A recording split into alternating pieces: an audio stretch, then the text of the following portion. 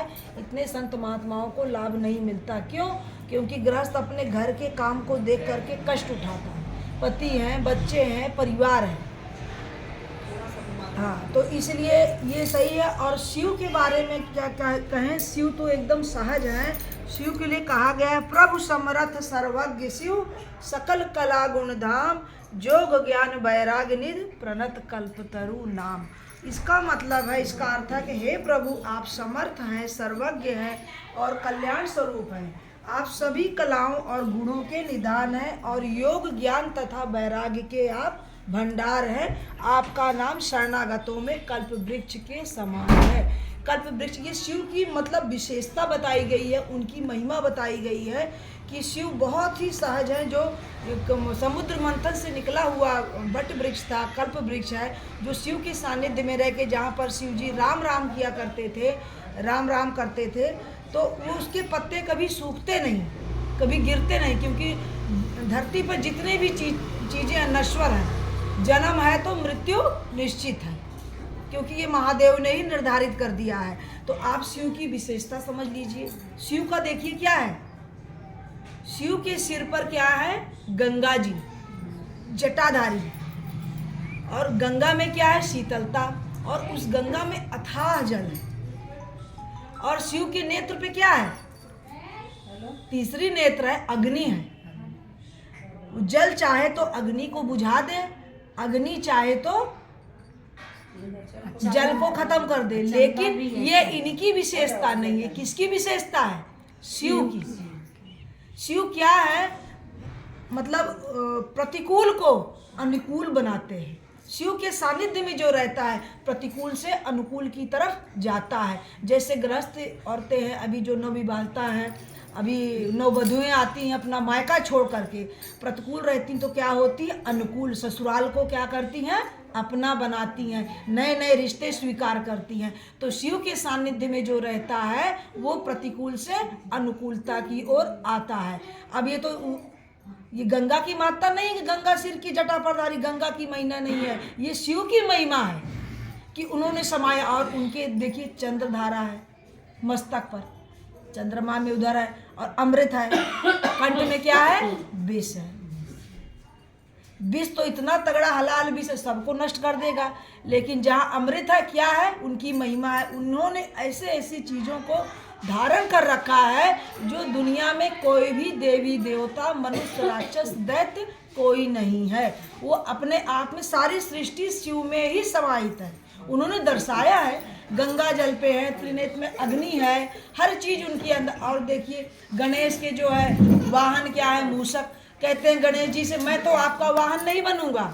बोले क्यों नहीं बनोगे? कहे मुझे तो डर लगता है, ये सांप है शिव के सामने, मुझे खा जाएगा। लेकिन शिव की ऐसी महिमा है, सर्प को, विषधर को गले में लपेट रखा है, और जो उनका गणेश की सवारी मूषक है, और मोर क्या करता है, सांप को खा जाता है। वो कार्तिकेय का वाहन है। तो ये क्या है, किसकी विशेषता है, शिव की विशेषता है।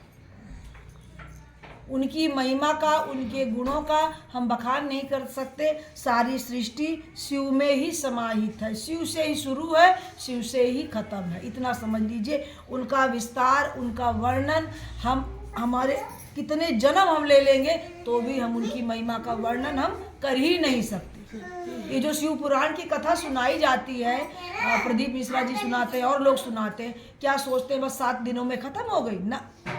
ये नहीं कहो तो 60 में बताते हैं, लोगों को जागृत करते हैं, लोगों को जगाने का काम कर रहे हैं कि आओ चले शिव की ओर, शिव की ओर सबका मुख मोड़ते हैं। तो शिव का क्या स्वभाव है, सहज प्रेम है। शिव जो सहज प्रेम से, सरलता से जो रहता है, शिव उससे ज़्यादा प्रसन्न रहते हैं। मम गुण गावत पुलक शरीरा, गद गद गिरा नयन बह नीरा। मतलब ये एक सहज जो भक्त होता है, एक वो कह रहा कि मम गुण गावत पुलक शरीरा, गद गद गिरा नयन बह नीरा। जब शिव का जो शिष्य होता है, जब शिव शिव शिव शिव नित्य करता रहता है, तो उसके शरीर से, उसके नैनों से सिर्फ अश्रु ही बात करते हैं। उसकी वाणी क्या होती है, वो मूक हो जाता है। वो गूंगा हो जाता है, जवान होते हुए भी गूंगा हो जाता है, क्योंकि उसके अंदर वो शिव का प्रेम इतना भर जाता है तो उसके अंदर बोलने का सामर्थ्य नहीं होता, उसकी जिह्वा भी नहीं हिल पाती। ये सच्चाई की बात है कि नहीं है? हम किसी के प्रति ज़्यादा भावुक हो जाते हैं तो हमारी क्या होती, बोलती बंद हो जाती है। तो महादेव ही ऐसी चीज है जो उनके आगे सबकी बोलती बंद है। जब ईश्वर के प्रति हमारा अगाध प्रेम बढ़ जाता है, जब हमारी प्रगाढ़ता बढ़ जाती है, तब क्या होता है, कोई जीव बोल ही नहीं पाता है। और शिव की कथा सुनने से, शिव पुराण पढ़ने से हमारी 71 पीढ़ियाँ तरती हैं, जबकि भागवत कथा सुनने पढ़ने से हमारी 7 पीढ़ियाँ तरती हैं। तो शिव की जो है महिमा का तो बहुत ज़्यादा है वर्णन, और शिव की कथा सुनिए, सुनाइए। और लोगों का ये संत लोग की कहते हैं, संत कहते हैं कि संत मतलब शांत। जब हम शिव शिव करेंगे तो क्या होंगे, धीरे धीरे हमारे अंदर शांत आ जाएगा। हम दूसरों को प्रसन्नता हमें बांटनी चाहिए, हमें वो कार्य नहीं करना चाहिए जिससे हमें प्रसन्नता मिले। हम लोग क्या करते हैं, हम खुशी रहें, हमें जो अच्छा लगे हम वो कार्य करते हैं। अगर हम शिव शिष्या हैं तो हमें वो कार्य करना चाहिए जो हम सामने वाले को प्रसन्नता दे सकें, सुख दे सकें। यही शिव शिष्यता की पहचान है। द्वेष, भाव, ये ईर्ष्या, जलन, ये सबको आप खत्म कर दीजिए। किंतु परंतु क्यों, हम शिव के शिष्य हैं। सब वैराग्य त्याग दीजिए, सब शिव पर छोड़ दीजिए। वही जब हम उनके सानिध्य में आए वही हमको संभालेंगे, वही सब करेंगे। सब फैसला करते आगे आगे मार्गदर्शन करते जाएंगे।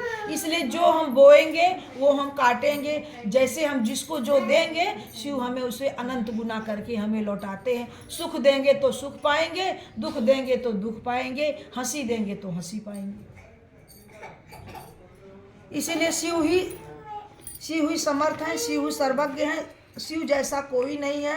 सुमिरन सो मन लाइए, जैसे पानी मीन, प्राण तजे पल बिछड़े, सत्य सत्य कहे दीन। इसका मतलब है कितना भी बड़ा अगर पात्र हो, अगर उसमें छिद्र हो जाएगा तो धीरे धीरे वो खाली हो ही जाएगा। और लेकिन अगर एक घड़ा भर देंगे, बूंद बूंद टपकेगा तो क्या होगा, उसमें संचय होगा, घड़ा भर जाएगा। तो जैसे हम शिव शिव शिव करेंगे नित्य, तो कभी न कभी हमारा जो घड़ा है, पुण्य का घड़ा, तो कभी न कभी तो हमारा भरेगा। इसलिए हमें क्या करना चाहिए, सतत भजन करना चाहिए। पर हमसे क्या होता है, सतत भजन नहीं हो पाता है।